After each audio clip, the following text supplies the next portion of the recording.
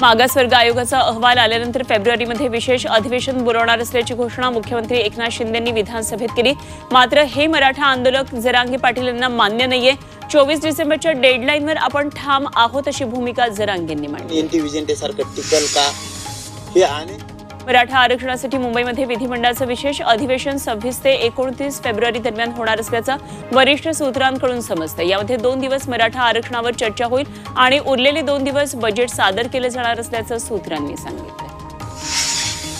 शिंदे समितीच्या संशोधनामध्ये कुणबी नोंदी आढळलेल्यांना ओबीसी प्रमाणपत्र मिळणारच अशी ग्वाही मुख्यमंत्री एकनाथ शिंदेंनी विधानसभेत केलेल्या निवेदनात दिली।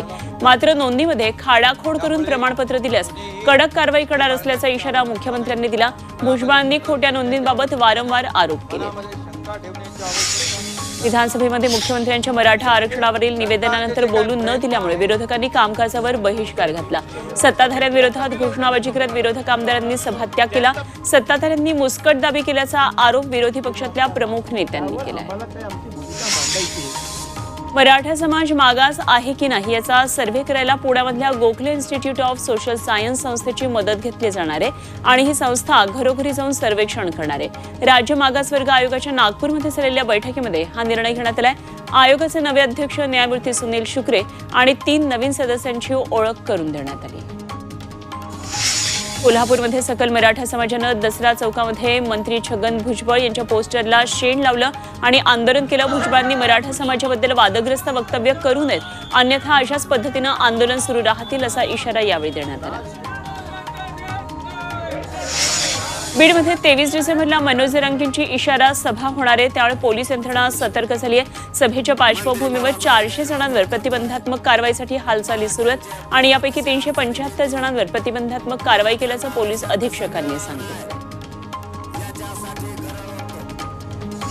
जरांगे पाटील यांच्या 5व्या टप्प्याचा दौरा आता जाहीर झालाय। आज दुपारी 2 वाजता जरांगे पाटील बीड जिल्ह्यातल्या गेवराई इथं कृषी प्रदर्शन उद्घाटन कार्यक्रमासाठी उपस्थित राहणार आहेत। 10:30 वाजता जरांगे पाटील अंतरवाली सराटीमधून गेवराईकडे जातील।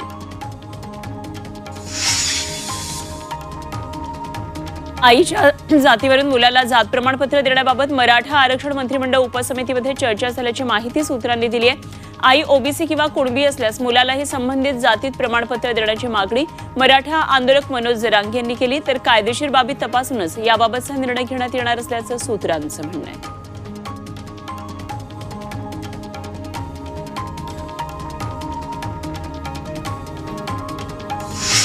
संभाजीनगरच्या फुलंब्रीमध्ये ओबीसी आरक्षण बचाव महा एल्गार मोर्चा काढण्यात आला। यावेळी ओबीसींचं आरक्षण टिकलं पाहिजे अशी भूमिका आंदोलकांनी घेतली।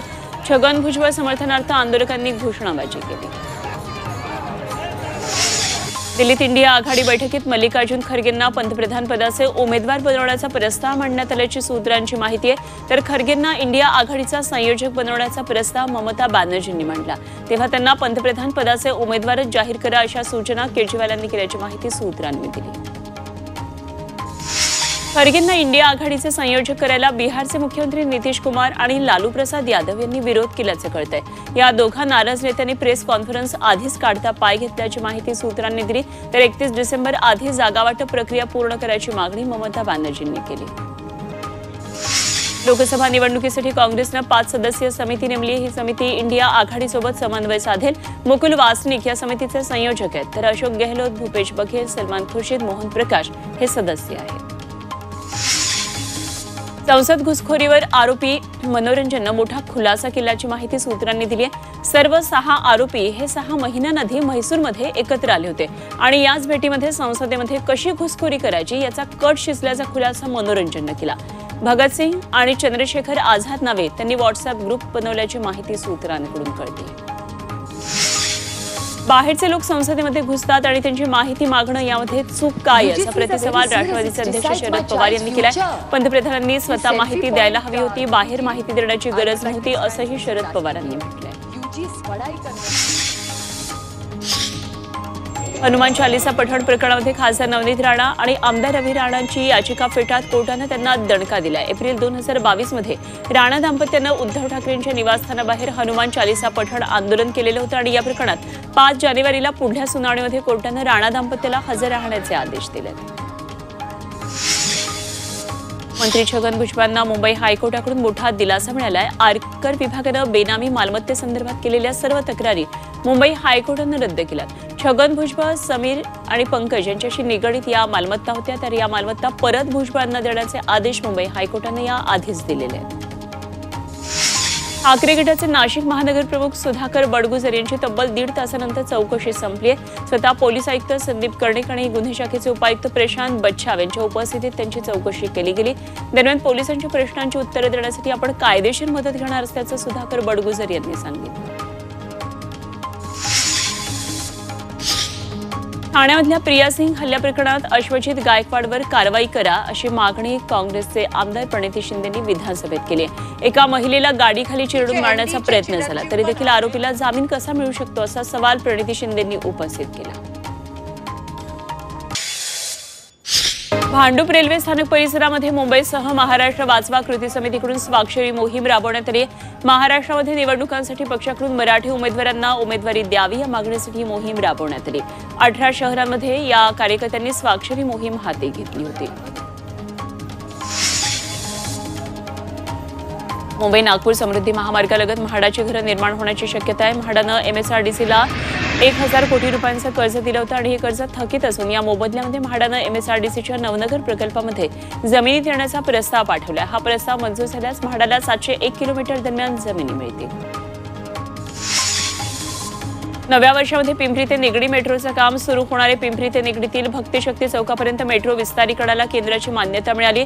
पिंपरी ते निगडी या 4 किलोमीटर एलिव्हेटेड मार्गाच्या बांधकामाची निविदा प्रसिद्ध झाली आहे आणि 2 वर्षांमध्ये बांधकाम पूर्ण करण्याचं प्रशासनाचं नियोजन आहे। मध्य आणि पश्चिम रेल्वे स्थानकावर विना तिकीट प्रवाशांविरोधात धरपकड सत्र सुरू आहे। एकाच दिवशी 2993 फुकट्या प्रवाशांवर कारवाई करण्यात आली। या प्रवाशांकडून लाखो रुपयांचा दंड वसूल करण्यात आला।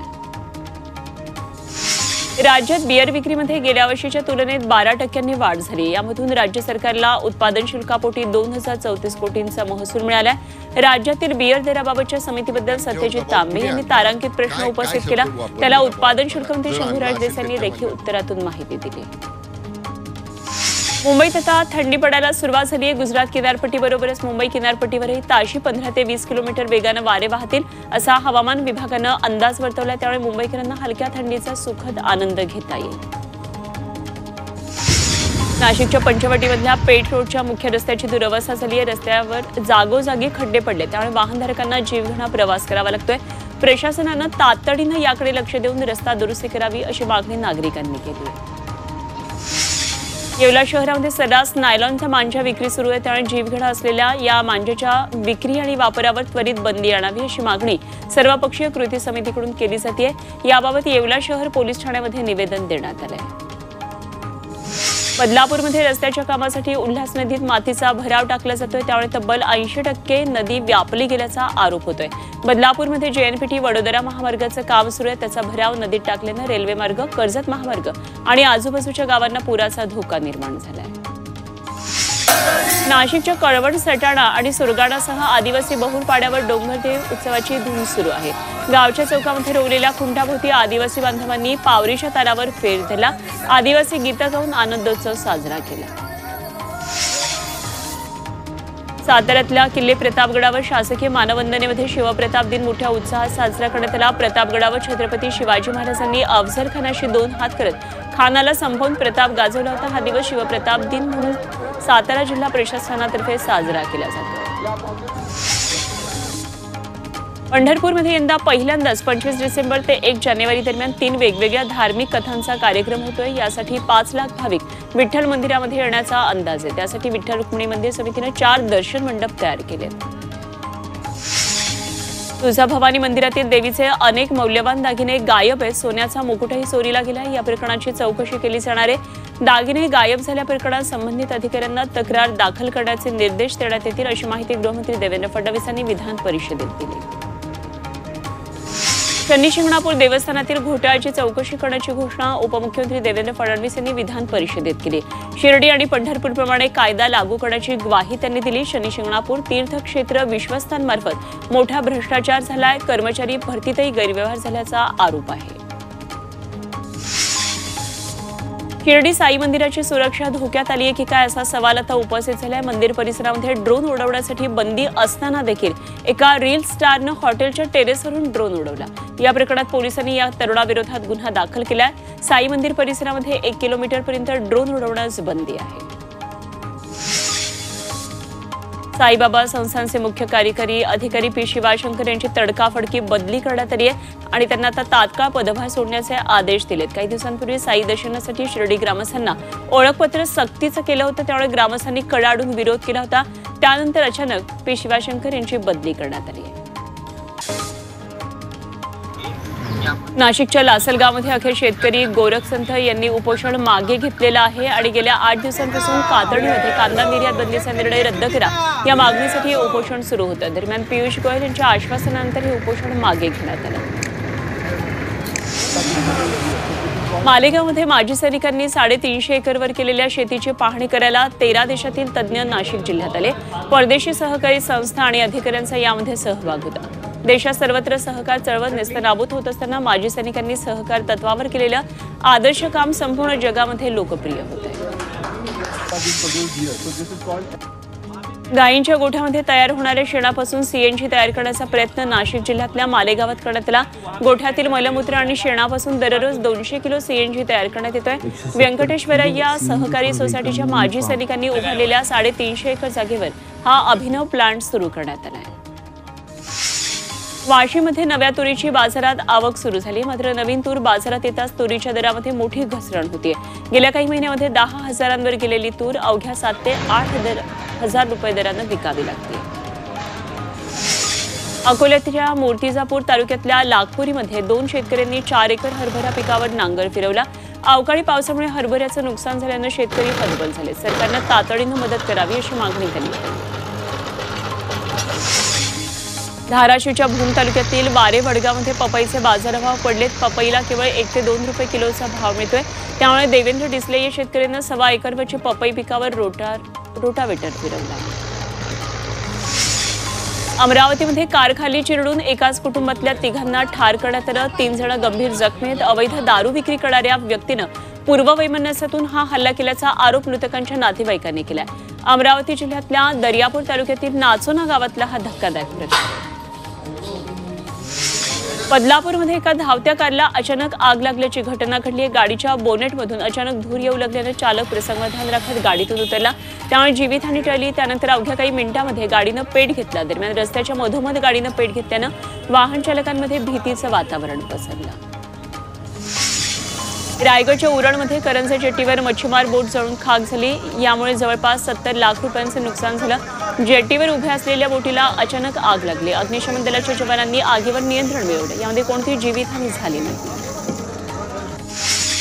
विरार पश्चिमेच्या आगाशीमध्ये घरफोडी झाली, यामध्ये 11 तोळे सोनं तसंच 32,000ची रोकड लंपास झाली आहे। दरवाजाला भगदाड पाडून चोरांनी घरात प्रवेश केला। या भागामध्ये घरफोडीच्या घटनांमध्ये वाढ झाल्यानं नागरिकांमध्ये भीतीचं वातावरण आहे।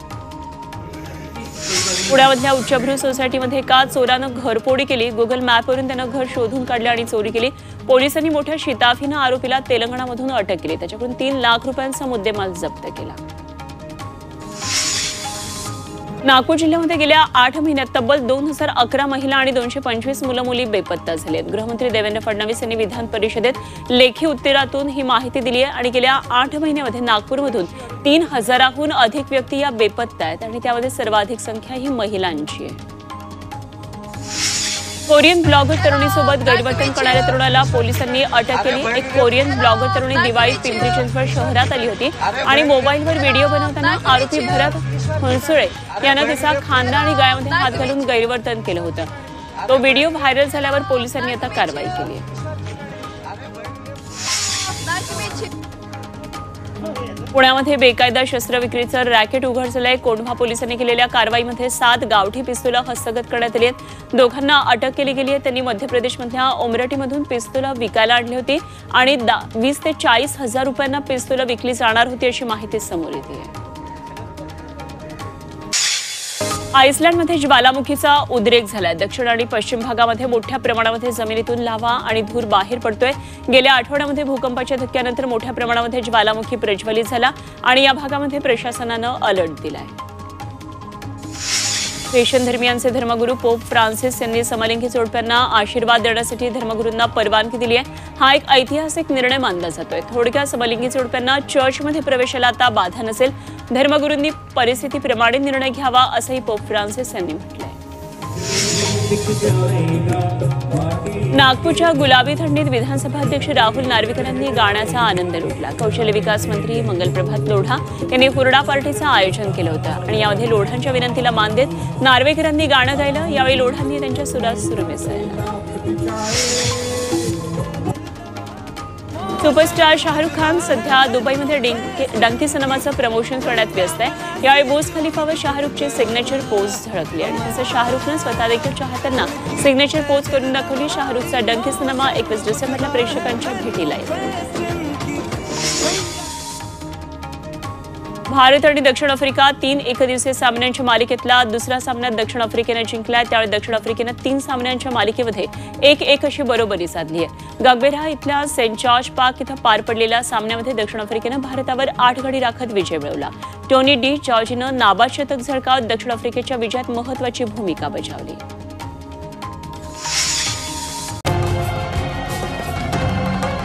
छत्रपतींचा विचार म्हणजे